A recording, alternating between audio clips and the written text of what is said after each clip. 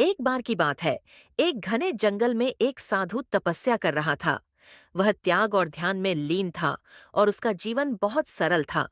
साधु दिन भर ध्यान करता, जड़ी बूटियों से भोजन करता और नदी का जल पीकर जीवन यापन करता। एक दिन एक स्त्री जंगल में रास्ता भटक गई।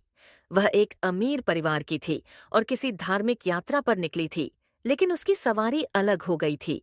वह भूखी प्यासी और थकी हुई थी। चलते चलते वह साधु की कुटिया तक पहुंच गई। साधु ने स्त्री को देखा और उसे पानी और कुछ फल दिए। स्त्री ने धन्यवाद कहा और पूछा, महाराज, क्या मैं कुछ समय यहाँ विश्राम कर सकती हूँ? साधु ने मुस्कुराकर अनुमति दे दी। अगले दिन स्त्री ने साधु से पूछा, आपका जीवन कितना शांत और सुखद लगता है। क्या आप कभी अकेलापन महसूस नहीं करते?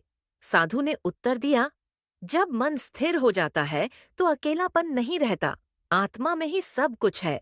स्त्री ने सोचा कि इतना सुख साधु के पास है, फिर भी वह किसी भौतिक वस्तु की इच्छा नहीं करता। उसने साधु से पूछा, आपको कभी कुछ चाहिए नहीं होता?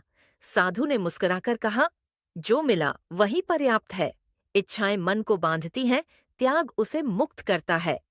कुछ समय बाद स्त्री को उसका परिवार खोजता हुआ वहां पहुंच गया।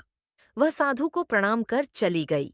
जाते जाते उसने कहा, आपसे मैंने जो सीखा वह सारा जीवन याद रहेगा। अब मैं भी अपने जीवन में संतुलन और सरलता लाने का प्रयास करूंगी।